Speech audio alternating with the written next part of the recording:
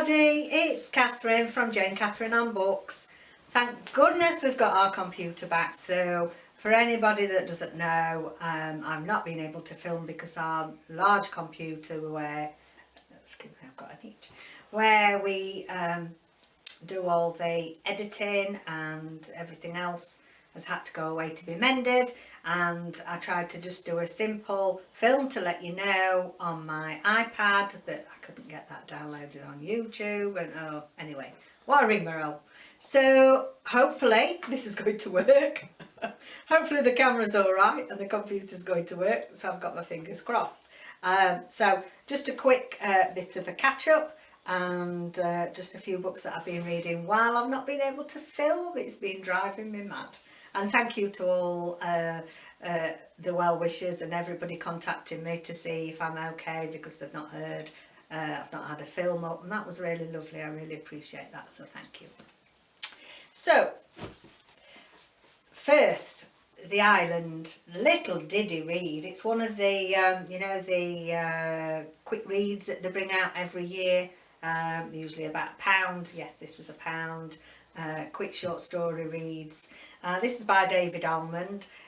Usually very well-known prolific authors that get involved in this scheme, and I've been reading a little bit about David Almond and some of the great books that he's written, and I'm going to go on and read some of those. I've not read him before.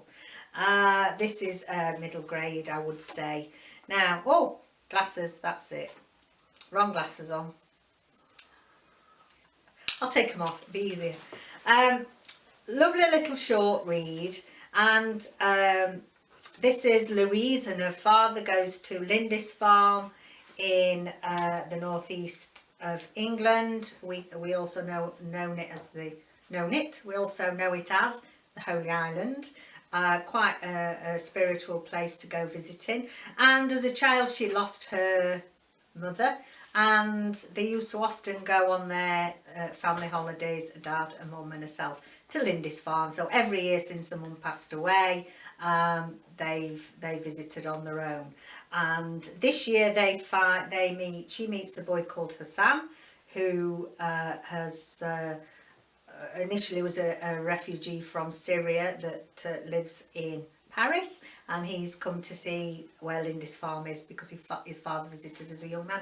And also there's a bit of love interest there for a father, which, you know, at 16 or whatever, she's not impressed that her father, you know, has a bit of love interest. They think it's just for the kids.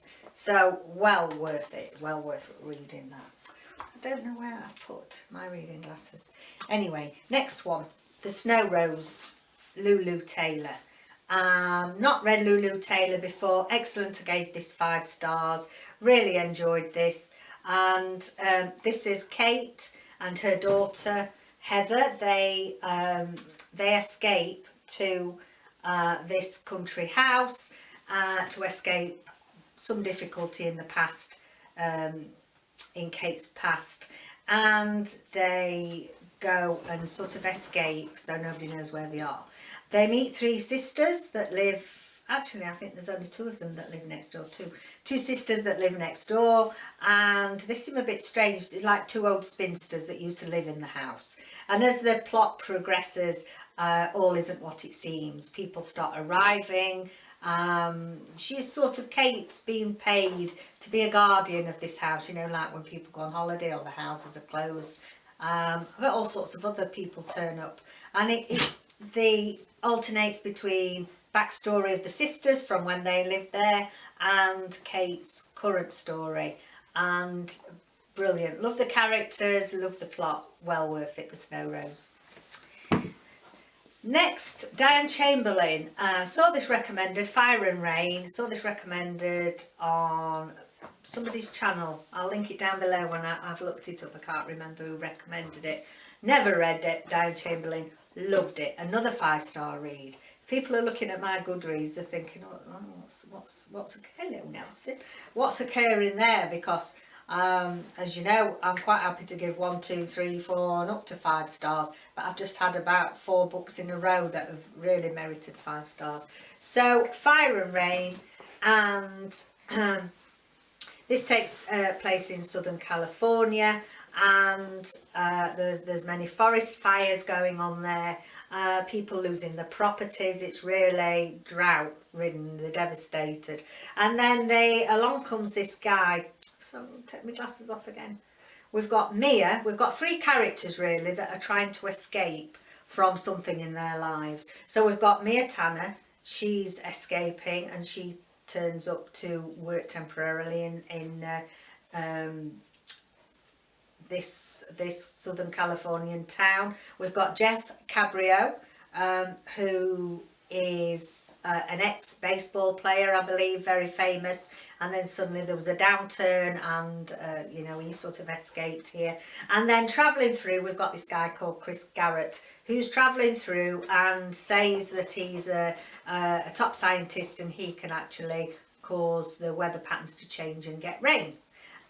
Because they desperately need it. So we've got three fabulous stories of all three of them interweaved going along, and wow, it's really good writing, the plot, the characterizations, you know, a family saga with a twist. Loved it. Next, No Surrender by Constance Maud.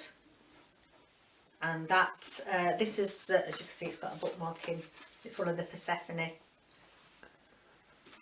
books. This was sent to me by Kerry Ann from Women vs Books, and we've decided that we're going to, every month, we're going to do a book swap and see what each other thinks. So this is the one this month. Or was it last month now, February, that Kerry Ann sent to me. This is set in Lancashire, on the Yorkshire-Lancashire border, and we've got a typical working class family that work really hard in the cotton mills, and then we've got the family mill owners and one of their daughters who's really wants to fight the cause for better rights for, you know, the working class, and especially women. And one of the daughters of the family from the mill is also wanting to make life better for women, and it's around the time of the suffragettes, and they decide that they're going to get involved and fight the good cause. And I was so looking forward to this. I think Kerry Ann was as well, because the premise sounds fabulous. Oh dear, unfortunately I persevered, but I did have to DNF this. Even though I've got quite a broad Yorkshire accent, and some of my family from, my grandma's family from Lancashire, oh, it's so tedious working your way through the really broad slang that's in this. And what a shame. I think if that hadn't have been in it, it'd have been well worth a read. So there we are, No Surrender. I'd be interested if anybody else has read it, so that Kerry Ann and I really couldn't get on with it. Just a quickie, because I'm going to do a wrap up on its own. Small Great Things, Jodie Picoult, 5-star read. It's taken me forever to read it because I've been so incensed by it. I'm going to do a wrap up all on its own. I've just got so much to say. This is about a black nurse midwife who is looking after a baby in maternity, what we call maternity wards over here, and there was a request made by what we know as the National Front. I'm not sure what it's called over in America, but very staunch against blacks, against any sort of diverse culture, and quite nasty with it as well. And they say they don't want her touching the baby because she's black, and this baby gets into serious distress, and the only person that can help is Our Lady here, Ruth. So you know, you can see, so incensed. I've been making notes all over on post-its. Do that as a separate wrap up, but loved it. Everybody should read it. Today, my lovely friend Melanie from Mel's Bookish Adventures suddenly had a mental lapse. It's because I've not done it, you see, for a few weeks. I forgot what I'm doing. We're also decided that we're going to swap books. and send each other a book every month. And this arrived today, and it's called A Rising Man by Abir Mukherjee. And she sent me some lovely little bits and bobs, eye products, makeup, which I'm going to give a try, which is lovely. And I'll just have to quickly show you this. This is a gorgeous little origami bookmark that Mel's daughter's made and sent. I think it's great. I want more of these. I bet she has to keep making them for you, Mel, because I know you keep losing your bookmarks. Look at that, it just fits on there. That's fabulous. So, don't know too much about this. It just says, colourful, eloquent, witty, unputdownable. And here's the best bit. This is the first in an unmissable new series that is clearly destined to join the pantheon of intelligent historical crime fiction. Jump on the wagon now. So, really don't know much about that, but yes, thank you, Mel, that's great. And I'll let you know how we go on. So, that's a quick wrap up basically. I've got loads of things to catch up on, but just a couple of extra. I don't know if you get it in all your area. We have Read Regional. This is Read Regional 2017. This is by the East Ridings Library Service. And I think it's all of the North, the North Arts Council, England, and New Writing North, which is has been established to encourage new writers in the northeast, and that's a lovely little booklet. So go and check out in your libraries if you have, if they're doing one. Gives you all information about new authors that are coming on tour around the libraries to talk about their books. So okay, so the other thing I want to let everybody know about is the City of Hull 2017, City of Culture. And if you go onto the website hull2017.co.uk, that gives you all the information if you're in the UK and you're able to come and visit some of the things that are happening. It's, you know, come over for a weekend. It's about an hour, just over an hour to Hull from us. We're sort of equidistant between Hull and York, and they've put a lot of money into Hull, and they've opened new galleries, new theatres, and they've spent loads on it, ready for the, you know, being the festival, the culture city capital of the UK for 2017.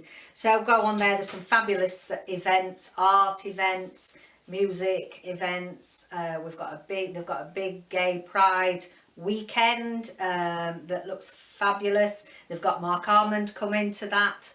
And for those of you that all know the music of the 80s, you know, the New Romantics with Duran Duran and ABC, Mark Armand, trying to think now, not ABC, he was M17? No. Soft Cell, that's it. I'm looking at David over there for him to tell me. I couldn't remember Soft Cell. Yeah, brilliant. And yeah, he's coming, he's headlining there. Also, the Waterstones Children's Laureate has been, you can look on there, you can see, I don't know if you can see because it's in black and white with all the people that are up for that. And we are hosting Hull's first children's literature festival. It's called the Big Malarkey Festival. So there's some great things. We're going to try and get to quite a bit of it. Also in Hull Station, because Amy Johnson came from Hull, her original play, I believe, is in London, but it couldn't be released from London for this event. So the prisoners of Hull Prison have all made a full-size aeroplane model, and that's hung in the station. So in Hull Station, so if you come on the train, you'll see that. They've also got one of the big propellers from the wind farms. They've got that in the square for people to have a look at. There's all sorts going on. So I just wanted to give it a shout out because there's lots of literary things going on there. And, you know, just want to give a bit of a shout out for what's going on in the north of the country as well, and just want to support one of my local cities. So, I've got loads and loads of stuff to catch up with, but I just wanted to let you know I'm fine, and hopefully the computer's going to work. And if by any chance, well, it's about week after next, David's going in for his heart op. So, you know, for a week or 10 days then, you know, probably we won't be filming then. So don't panic, you know, I've not disappeared. So yes, thank you very much. We'll see you again soon. Bye for now.